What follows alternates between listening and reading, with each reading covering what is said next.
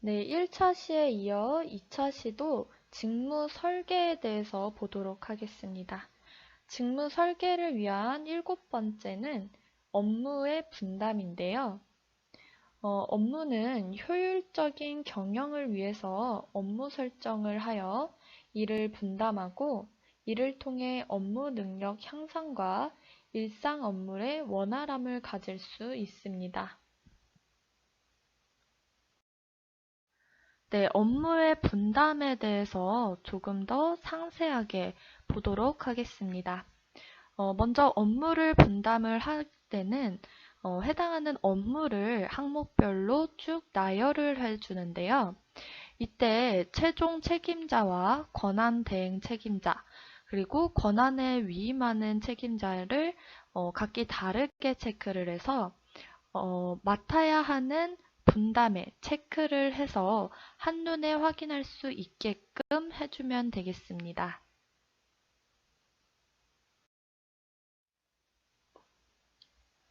자, 이제 권한 대행에 대해서 알아보도록 할 텐데요. 권한 배분의 원칙, 그 개념은 권한은 조직에 의해 합법적으로 부여된 업무 관련 의사결정권으로 조직 규모가 커지면서 구성원들에게 적절하게 배분되어야 합니다. 그래서 이 권한을 배분하는 원칙이 있는데요. 그 첫 번째는 계층 연쇄 원칙입니다. 계층 연쇄 원칙은 권한을 배분할 때 최고 경영자에서 일반 종업원에 이르는 각 계층이 명령 체계에 의해 연쇄적으로 연결되어야 한다라는 것입니다. 이러한 원칙은 권한이 배분되면서 조직의 수직적 계층은 명령 체계를 통해 연속적으로 갖게 되고 그 결과 짜임새 있는 조직이 만들어진다라는 건데요. 권한 배분은 조직의 명령, 보고 체계가 명확해짐으로써 위계 질서가 생기게 됩니다.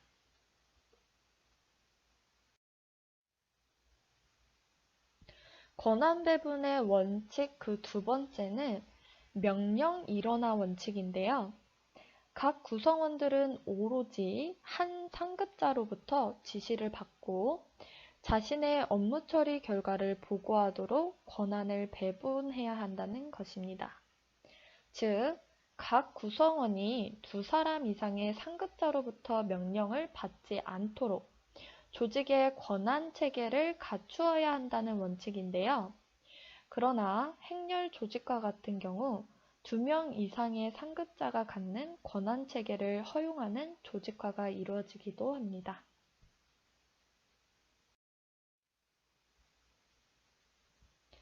세 번째는 책임, 권한, 동등의 원칙인데요.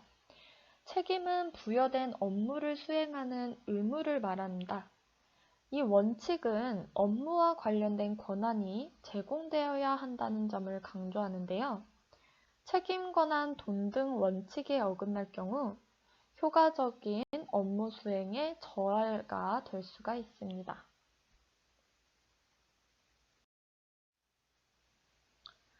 네, 권한 대행을 하기 위해서는 직권화와 분권화가 이루어져야 되는데요. 의사결정 권한이 어떻게 나누어졌는지에 따라 조직의 직권화 정도가 다르며 권한이 경영자 몇 사람에게 집중되어 있으면 직권화된 조직이 됩니다. 각 경영자가 책임지고 관리하는 부하의 수를 나타내는 관리의 폭에 따라 조직의 모양은 달라질 수 있습니다. 세 번째로는 조정과 통합이 이루어져야 되는데요. 개별 구성원이나 집단의 노력이 조직 목표 달성에 위해 적절하게 통합이 될 수 있도록 조정이 되어야 합니다. 업무 처리 과정에서 지켜야 하는 규칙이나 절차를 통해 업무와 관련된 갈등은 줄이고 협력을 유도하는 조정이 이루어질 수 있으며 조직 전체의 목표나 계획을 강조함으로써 조직 내 여러 활동들을 한 방향으로 결집시킬 수 있습니다.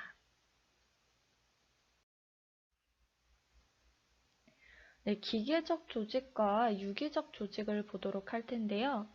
기계적 조직은 딱딱하고 엄격한 짜임새를 갖고 있는데 반해 유기적 조직은 유연하고 부드러운 짜임새를 갖고 있습니다. 유기적 조직과 기계적 조직은 권한, 규칙과 절차, 일의 분할, 관리의 폭 조정에서 차이가 있습니다.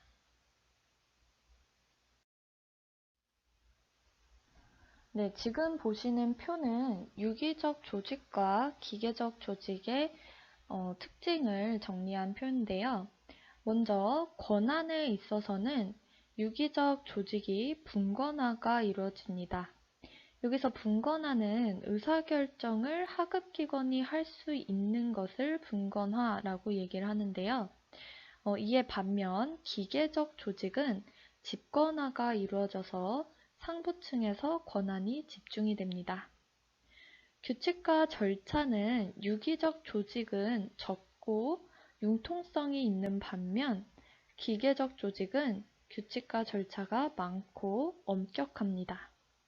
그리고 일을 분할하는 데 있어서 유기적 조직은 불명확한 반면 기계적 조직은 명확하게 일을 분할합니다.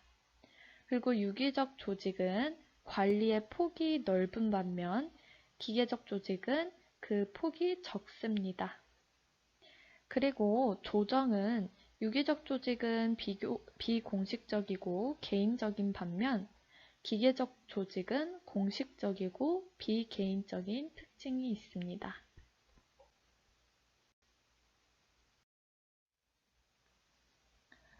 조직을 설계할 때 고려해야 할 요인에 대해서 보도록 할 텐데요. 조직을 잘 만들기 위해서는 전략, 기술, 규모, 외부 환경의 특성을 고려해야 합니다. 첫 번째 보아야 할 것은 전략인데요.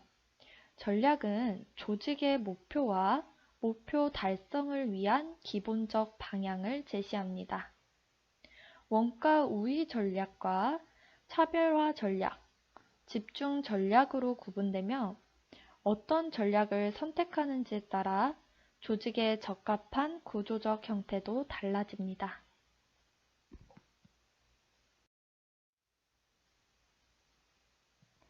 기술은 조직이 외부로부터 투입물을 받아들여 이를 어떠한 형태의 산출물로 변화하는 과정에서 사용하는 기능, 지식, 정보 등을 일괄하여 기술이라고 하는데요. 기술의 형태에 따라 조직 설계도 달라져야 합니다. 기술의 특성에 따라 단위 생산 기술, 대량 생산 기술, 공정 생산 기술로 나뉠 수 있습니다.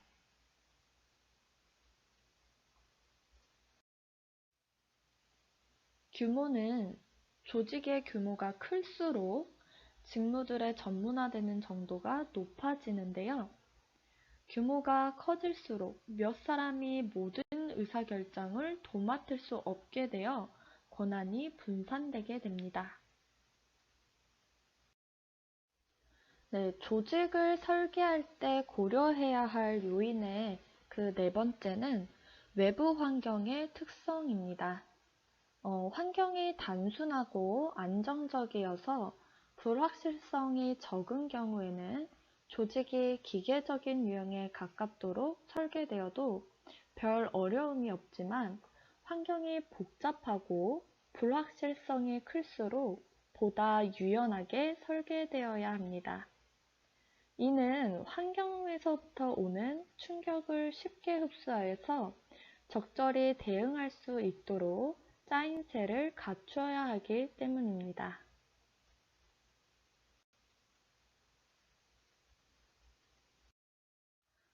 네, 다음은 조직 변화와 혁신에 대해서 보도록 하겠습니다.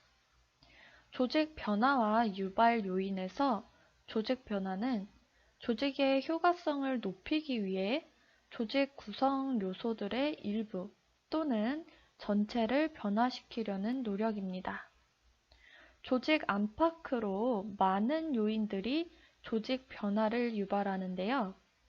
외부 요인으로는 경제 환경, 정치 환경, 기술 환경, 사회 문화 환경의 변화가 있고, 내부 요인으로는 경영자의 비전, 아이디어, 행동, 종업원들의 제안, 행동 등이 있습니다.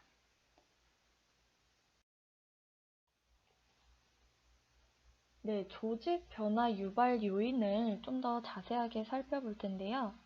먼저 외부 요인입니다. 조직에 필요한 자원을 제공해주고 조직 활동의 결과로 만들어진 재화나 서비스를 받아들이는 외부 환경은 조직의 크고 작은 변화를 요구하는데요. 그 첫 번째는 경제 환경의 변화입니다. 이 경제 환경의 변화는 경기 침체, 물가 상승률, 환율을 이야기하고 정치 환경의 변화는 정치적 방향 제시의 변화를 나타냅니다. 그리고 기술 환경 변화는 정보통신 기술, 생산 기술을 이야기하며 사회 문화 환경 변화는 환경 보호, 소비자 기호 변화, 경제 수준 향상, 국민 관심 분야의 변화가 있습니다. 조직 내부의 변화로 중요한 것은 경영자의 결정과 구성원의 제안을 들 수 있다는 점인데요. 경영자의 의지와 결정은 조직 변화를 유발하는 중요한 요인이 됩니다.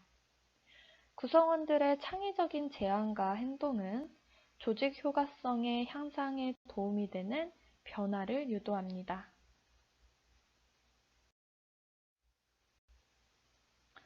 조직 변화의 영역은 조직 변화는 그 초점에 따라 목표와 전술, 기술, 직무, 구조, 문화, 구성원과 관련된 영역으로 구분합니다. 조직 변화에 대한 경영자의 역할 및 변화 과정을 보도록 하겠습니다. 첫 번째는 조직 변화에 대한 경영자의 역할인데요. 문제를 해결하기 위한 단편적인 변화 노력을 수동적 대처라고 하며 변화 요구를 예측하여 조직을 계획적으로 변화시키려는 노력을 적극적 대처라고 합니다.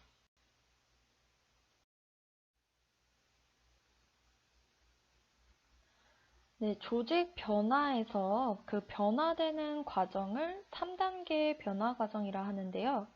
조직 변화는 해빙, 변화, 재동결의 3단 과정을 통해 이루어지며 변화를 추진하는 힘과 변화를 막는 힘의 균형에 의해 그 결과가 결정되어진다고 합니다. 자, 첫 번째 해빙 단계는 변화 필요성 분석과 계획의 단계인데요. 조직 변화를 위해 준비 단계로 구성원들이 변화 필요성을 느끼도록 해주는 단계입니다. 매출액, 시장 점유율, 소비자의 불만, 수익성, 불량률, 이직률, 종업원들의 만족도 등이 이에 해당이 됩니다.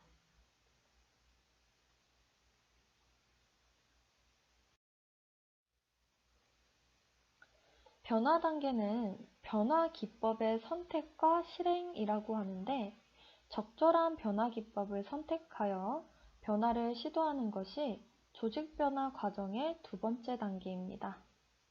경영자들의 변화를 통해 갖춰야 할 조직 구조, 행동 양식, 기술 단계 결정 등이 해당이 되며 조직 변화는 변화 추진 시점, 변화 규모, 변화 속도, 변화 추진 전략 등을 고려해야 합니다.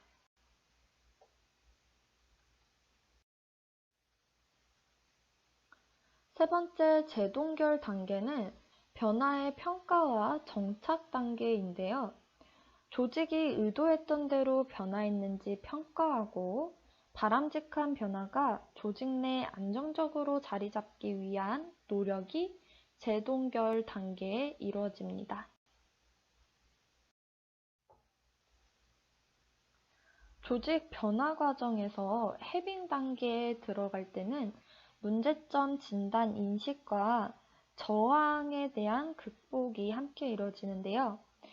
이때 저항 극복은 변화의 단계에서도 계속적으로 이루어집니다. 재동결 단계로 가는 동안 전환이 한번 이루어지게 되고, 재동결 단계가 이루어지게 되면 평가를 해서 변화가 정착되고 타 영역으로 확산이 되는 과정을 거칩니다.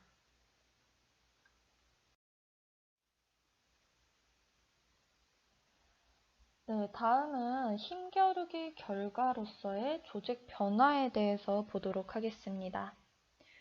조직 변화를 계획해 시도할 때 변화 유발 요인과 저항 요인 사이에서 힘겨루기가 일어나는데요. 변화에 대한 저항의 원인은 불확실성과 기득권 상실, 관점의 차이에 의해 생깁니다. 불확실성은 구성원들이 조직 변화를 거부하고 저항하는 가장 큰 이유는 변화에 따른 불확실성인데요. 새로운 직무를 맡아서 잘 처리할 수 있을지, 혹은 해고당하는 게 아닌지 하는 불안감으로 변화 자체를 싫어하게 된다는 것입니다. 두 번째는 기득권의 상실인데요. 변화가 이루어짐에 따라 현재 갖고 있는 기득권을 잃게 될지 모른다는 구성원들이나 집단은 변화를 막으려고 할 것입니다.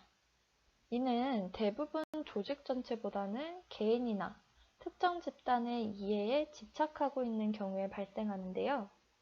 권한 이해에도 현재 직무 수행 방식에 대한 자신감이나 담당자들의 친밀도 등이 포기해야 할 경우에도 조직 변화에 대한 거부감을 갖게 됩니다. 세 번째는 관점의 차이인데, 관점의 차이는 조직 변화의 필요성이나 효과에 대해 구성원들이 서로 다른 정보와 생각을 갖고 있는 경우에 저항이 생기게 됩니다. 경영자와 구성원들이 변화의 필요성을 못 느끼거나 혹은 선택된 변화 기법으로는 성공하지 못할 것이라고 생각하고 그 변화 노력을 쉽게 받아들이지 않는 것입니다. 이러한 저항 원인을 해결하기 위해서 저항 극복 방법이 있는데요. 참여와 교육과 의사소통, 협상, 점진적 변화입니다. 참여는 변화에 대한 저항을 극복할 수 있는 효과적인 방법 중 하나인데요. 변화를 계획하고 시행하는 과정에서 조직 구성원들을 참여시키면 그들은 변화가 왜 필요한지 보다 잘 이해하게 되고, 나아가 변화 노력에 적극적인 태도를 갖을 것입니다. 그러므로 조직 변화를 시도할 때 경영자들은 가능하다면 그 변화 영향을 받게 될 구성원들을 변화의 계획과 시행 과정에 참여를 시켜야 합니다. 두 번째 방법은 교육과 의사소통인데요. 변화의 필요성과 예상되는 결과에 대한 교육을 통해 구성원들이 갖는 불안감을 어느 정도 줄여줄 수 있으며, 변화가 어떻게 진행되고 있는지 공개함으로써 저항을 줄일 수 있습니다.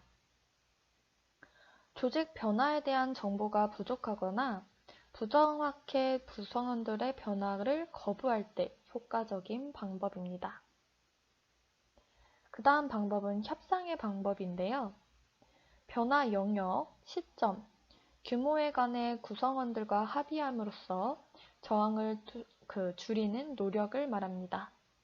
공식적이든 비공식적이든 다양한 방법을 통해 타협안을 도출해서 변화 노력을 수용하게 만드는 것인데요. 변화에 의해 많은 것을 잃게 되는 구성원들이나 집단이 있는 경우 바람직한 방법입니다. 마지막 방법으로는 점진적 변화인데요. 한 번에 너무 많은 변화를 시도하는 경우 저항은 더욱 커지게 됩니다.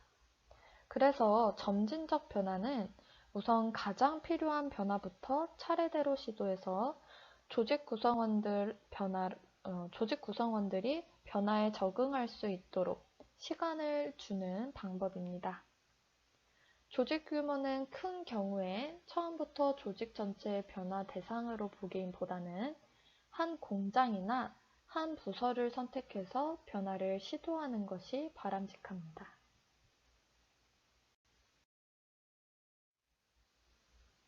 혁신과 조직 문화에 대해서 보도록 하겠습니다. 혁신의 주요성과 유형은 혁신은 참신한 아이디어를 적용해 새로운 것을 만들어내거나 기존의 것들을 크게 변화시키는 노력인데요. 혁신은 변화 영역에 따라 기술 혁신과 경영 혁신으로 구분할 수 있습니다.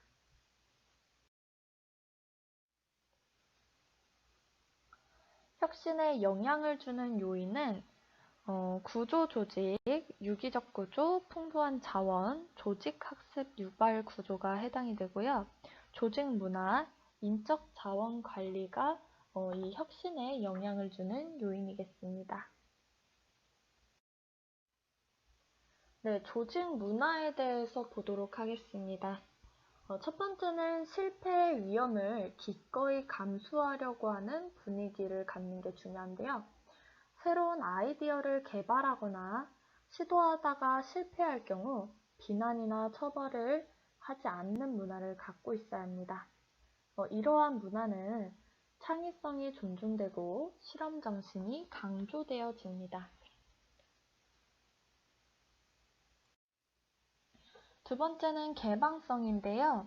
구성원들이 외부 환경의 중요성을 인식하고 그것을 향해 열려 있어야 한다는 생각을 갖고 있게 하는 것입니다. 이웃부서나 동료들에 대해서도 마음을 여는 개방적인 자세를 갖고 있으며 소비자들의 요구와 불만을 소중히 여기는 가치를 갖고 있어야 됩니다. 그리고 세 번째는 구체성이 떨어지는 아이디어의 수용인데요. 그 결과가 객관적으로 입증될 수 있는 구체적인 아이디어만이 존중받는 조직에서는 창의적인 발상과 혁신을 기대하기 어렵습니다. 아직 잘 다듬어지지 않아 성공 여부가 불투명한 아이디어라도 그 가치를 인정하고 존중하는 문화가 혁신을 촉진시킵니다. 네 번째는 비현실성에 대한 인내인데요. 구성원들이 제시한 대부분의 아이디어는 처음에 매우 비현실적인 것으로 비춰집니다. 기존 방식과 차이가 많을수록 실현 가능성이 낮게 평가되어 적절한 지원을 받기 어려운데요. 많은 혁신이 처음에는 비현실적인 것으로 평가받는 아이디어로부터 출발한다는 사실은 감안할 때 인내를 갖고 검토하는 조직 문화가 필요합니다. 다섯 번째는 다양성의 존중인데요. 주어진 틀에 얽매일수록 창의력을 발휘하는 혁신을 기대하기는 어렵습니다. 같은 결과라도 다양한 방법을 통해 이루어질 수 있다는 점을 인정하는 문화가 필요합니다. 조직이 처한 여러 문제를 다양한 시각에서 바라볼 수 있으며 결과적으로 참신한 해결 방법이 고안될 수 있습니다.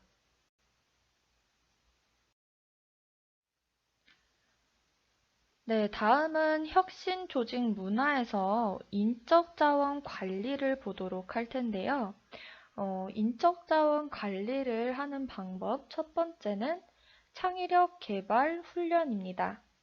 창의력 개발 훈련은 다양한 훈련 프로그램을 개발하는 데 있습니다. 두 번째로는 업무 관련 능력 개발 훈련인데요. 연공서열이나 단순한 성과만을 기준으로 삼는 보상제도보다는 구성원들이 혁신을 실행하는 데 요구되는 폭넓은 지식과 능력을 갖추게 해서 임금의 일부를 보유하고 있는 기술이나 지식 정도에 따라 달리 주는 노력이 필요한 것을 업무 관련 능력 개발 훈련이라고 합니다. 세 번째로는 창의력 존중 보상 체계인데요. 성공적인 아이디어에 대한 보상은 물론 성공을 거두지 못한 아이디어에서도 적절한 보상을 이루어야 합니다.